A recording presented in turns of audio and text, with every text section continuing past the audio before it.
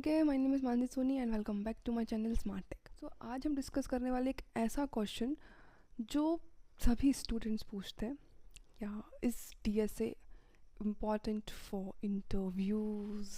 Okay, so yes, interviews के लिए DSA बहुत इम्पॉर्टेंट है। ओके, इसको हम समझते हैं बहुत ही इजीली कि हमें डीएसए करना है या नहीं करना है, वो आप पे डिपेंड करता है। But yes, in my point of view, DSA, data structures and algorithm, is very important.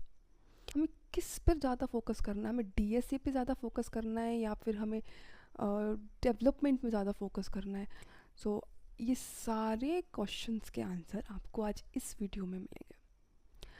तो सबसे पहले तो डीएसए को समझना ज़रूरी है कि डेटा स्ट्रक्चर्स होता क्या है। तो अगर हम डेटा स्ट्रक्चर की शॉर्ट में बात करें तो डेटा स्ट्रक्चर जो है वो आपके डेटा को एफिशिएंटली स्टोर और मैनेज करने का काम करता है, जिसमें हमारे पास array, linked list, tag, queues, ये सारी चीज़ें आती हैं। अब बात ये आती है, तो डेटा स्ट्रक्चर्स इंपॉर्टेंट क्यों है?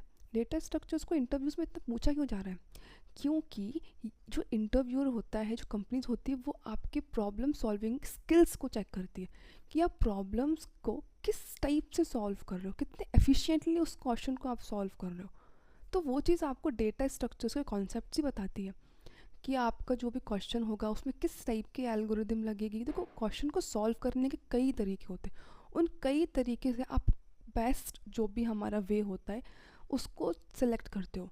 तो क्या आप वो चीज़ कर पा रहे हो या नहीं, तो ये सारी चीज़ें हमें डीएसए ही बताता है। सो यस, कंपनीज जो होती हैं वो डेटा स्ट्रक्चर्स मांगती हैं, वो सिर्फ इसलिए कि आपको चेक कर पाए कि आपकी स्ट्रेटजी क्या है, आप क्वेश्चंस को सॉल्व कैसे कर पा रहे हो, आप किस टाइप की आपकी थिंकिंग पावर है, वो सारी चीज़ें देखने के लिए डीएसए के क्वेश्चंस आपको देती है, डीएसए आपसे पूछती है। अब करना क्या है? डेटा स्ट्रक्चर्स अब मैंने बोल दिया इम्पॉर्टेंट है, तो क्या डेवलपमेंट नहीं करना है?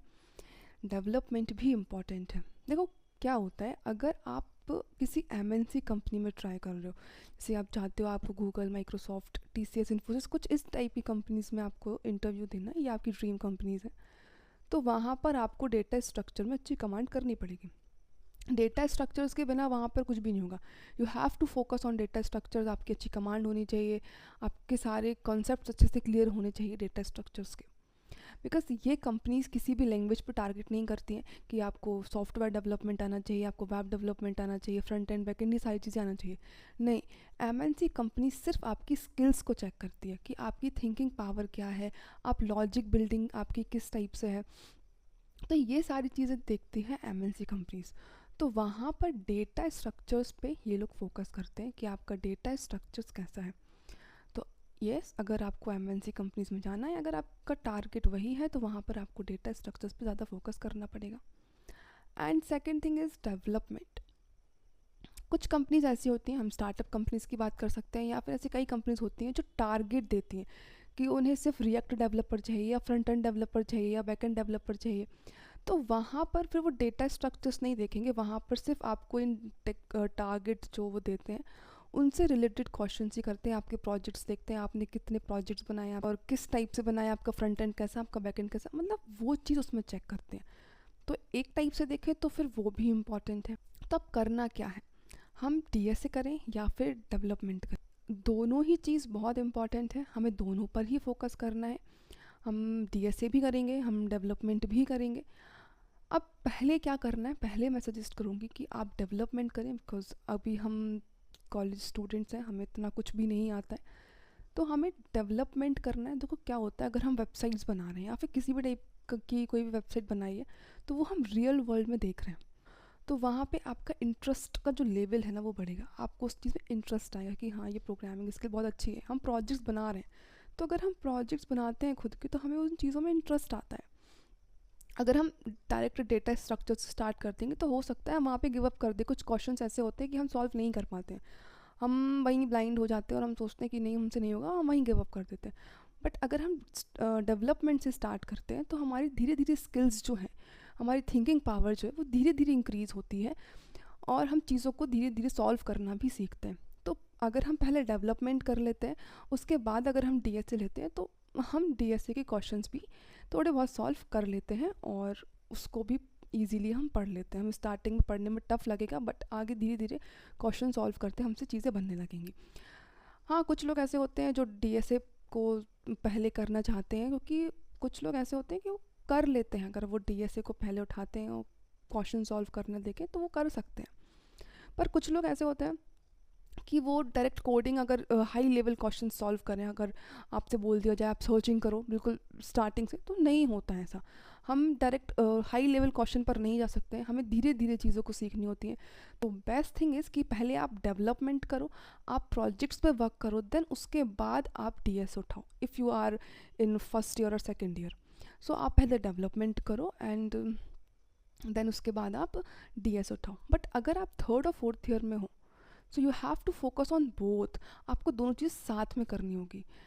आप जिस भी लैंग्वेज से डेवलपमेंट कर रहे हो, लेट्स सपोज आप पाइथन सीख रहे हो या फिर आप जावा सीख रहे हो, तो उन लैंग्वेज के साथ आप डीएसए के क्वेश्चंस को भी सॉल्व करो, because you don't have much time कि आप पहले आप डेवलपमेंट 1 साल डेवलपमेंट कर लो, देन आप नेक्स्ट ईयर आप, क्योंकि कोई भी लैंग्वेज करो उसमें आपको 1 साल तो अच्छी कमांड के लिए लगता ही लगता है।